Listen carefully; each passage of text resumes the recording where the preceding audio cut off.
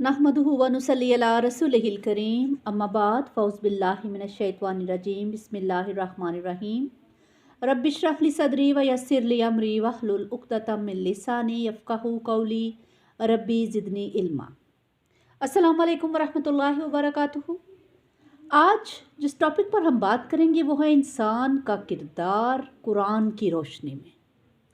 इंसान के किरदार की तमीर की ज़रूरत इस वजह से है कि उसके वजूद के दो पहलू हैं, जिस्मानी और अखलाकी।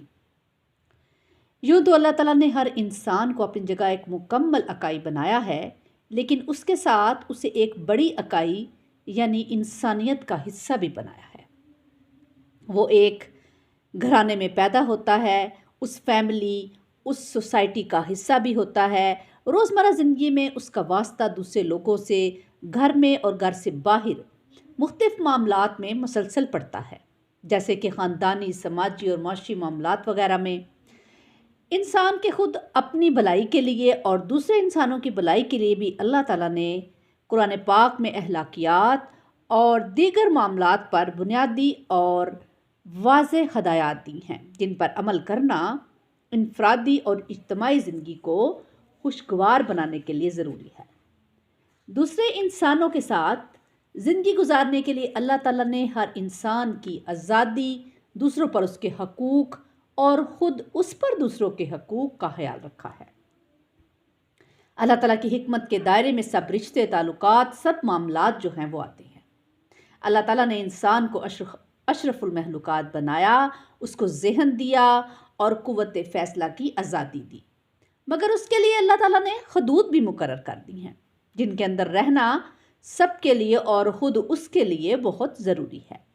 उसके साथ साथ अल्लाह ताला ने कायनात को उसके लिए मुसख्खर करने के लिए बनाया कि जिस तरह चाहे रहे, मगर एक दिन वो अपने रब को अपने तमाम अमाल का जवाबदेह होगा। कुरान इंसान के लिए हदायत है जो उसे उसकी नफ्सियात, ज़रूरियात और सलाहियतों को मद्देनज़र रखते हुए भले और बुरे का जो है वो डिफरेंस बताता है। कुरान वो इल्हामी किताब है जो अपने पढ़ने वाले से सोचने, समझने और उस पर अमल करने का बार बार तकाजा करता है। इसलिए हमें इस्लाम को पूरे तौर पर कबूल करना है। ये नहीं कि हमें जब और जितनी ज़रूरत पड़े उसके कुछ हिस्से ले लें और बाकी हिस्सों को छोड़ दें, या फिर किसी और मौके पर दूसरे हिस्से ले लें और कुछ और को छोड़ दें। इस्लाम सिर्फ मज़हब ही नहीं बल्कि इंसान को सोचने, कहने, करने, अलगर्ज ज़िंदगी गुजारने का पूरा तरीक़ा और सलीका बताता है, जो उसकी फितरत के ऐन मुताबिक भी है।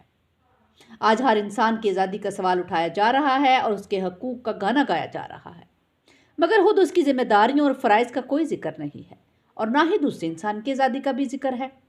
हर मुल्क का कानून अलग है, जिसको इंसान खुद ही बनाता, बदलता और तोड़ता नज़र आता है, जबकि इसके बरक्स कुरान की सूरत में एक मुकम्मल अहलाकी ज़ाब्ता अल्लाह ताला ने खुद इंसान को दिया है, जो उसके पढ़ने, समझने और अमल करने के लिए है।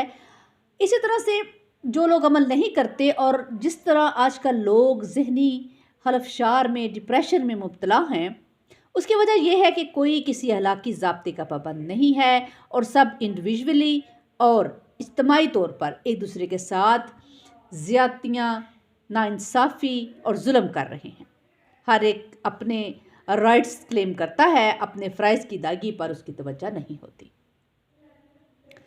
इसी तरह आज के ज़माने में जब तरक्की याफ्ता ममालिक में इंसानों की नक़्लो हरकत पर मुख्तलिफ़ तरीक़ों से कड़ी नज़र रखी जाती है और सब का रिकॉर्ड महफूज किया जाता है, अल्लाह ताला कि जिसने कायनात की तहलीक की और जो उसकी हिकमत और मंसूबे के मुताबिक चल रही है, ये बात इंसान के लिए समझना कुछ मुश्किल नहीं कि जब वो फरमाता है कि वो हर एक को देखता, सुनता और उसके दिल का हाल जानता है, और उसका एक निज़ाम है जो हर बात, अमल, वाक़या और एक एक चीज़ को महफूज कर रहा है। जिस तरह इंसान उसके हजूर जवाबदेह होगा यानी रोज़े क़यामत, तो उसका तमाम रिकॉर्ड उसके सामने उसको देखने के लिए पेश कर दिया जाएगा। आज हमारे लिए समझना भी ज़रूरी है कि कुरान का इंसान से क्या ताल्लुक़ है। जैसे कि आजकल हर छोटी बड़ी मशीन के साथ एक किताबचा उस मशीन के बारे में तमाम मालूमात और उसके तरीक़ा इस्तेमाल की हिदायत के लिए साथ आता है। जितनी बड़ी और पेचीदा मशीन उतना ही उसका तफसीली उसका किताबचा होता है। مشین کو صحیح طرح سے استعمال کرنے کے لیے ان میں ہدایات پر عمل کرنا ضروری ہے۔ اور پھر انسان تو ایک اشرف المخلوقات ہے، ان تمام مشینوں کا موجد، وہ کیسے بغیر ہدایت کے آزاد چھوڑا جا سکتا تھا کہ جو دل چاہے کرے اور اپنے کیے کا ذمہ دار نہ ہو؟ جو قرآن انسان کے لیے ایک مکمل ہدایت نامہ ہے جو اس کو بتاتا ہے کہ اپنے بھلے کے لیے اس کو کیا کرنا چاہیے اور کیا نہیں کرنا چاہیے۔ انسان جیسے اعلیٰ اور عرفہ وجود کو سمجھتے ہوئے اس بات پر کیسے بلیو کیا جا سکتا ہے کہ وہ بندر کی نسل سے ہے؟ اللہ تعالیٰ نے اپنی تمام مخلوق کو جیسے بنانا تھا ویسا ہی بنایا ہے، اور پھر سب سے افضل ہر طرح سے انسان ہے۔ آج کل مسلم معاشروں پر مغرب کا تسلط ہوا جا رہا ہے کیونکہ خود مسلمان بھی قرآن کے مضمون اور ہدایات سے ناواقف ہیں۔ مغرب میں معاشرے کی اخلاقیات مبہم ہیں اور وہ تمام اخلاقی پابندیوں سے آزاد ہو چکے ہیں، اس طرح کہ وہ قرآن کی ہدایات کے منافی ہو گئی ہیں۔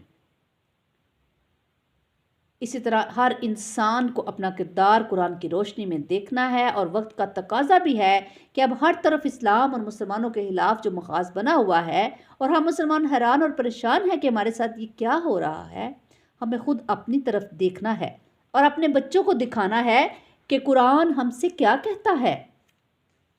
جو اللہ تعالیٰ نے ہمیں دیا ہے ہم اس کو پڑھیں، اس کو سمجھیں اور اس پر غور اور عمل کریں۔ قرآن آسانی سے سمجھ میں آنے والی کتاب ہے اور اس پر غور و فکر سے بہت سے پہلو جو ہیں وہ اجاگر ہوتے ہیں۔ قرآن ہر زمانے، ہر وقت، ہر تہذیب اور ہر معاشرے کے لیے آزمایا ہے، اور ہر معاشرے کے لیے وہ آیا ہے، اور ہر معاشرے کے حساب سے اس میں ہدایات موجود ہیں۔ چونکہ یہ اللہ تعالیٰ کی طرف سے انسان کے لیے آخری کتاب ہے، اس لیے یہ ہر طرح سے مکمل ہے۔ اس کو آج کل کے حالات کی روشنی میں دیکھنے اور سمجھنے کی اور اس کی اسی طاقت کو اجاگر کرنے کی ضرورت ہے۔ اللہ تعالیٰ سے دعا ہے کہ اللہ تعالیٰ ہمیں، ہماری اولادوں کو قرآن پاک کو پڑھنے، سمجھنے اور عمل کرنے کی توفیق عطا فرمائے، اور ہمیں ایسا بنا لے کہ جیسا وہ پسند فرماتا ہے۔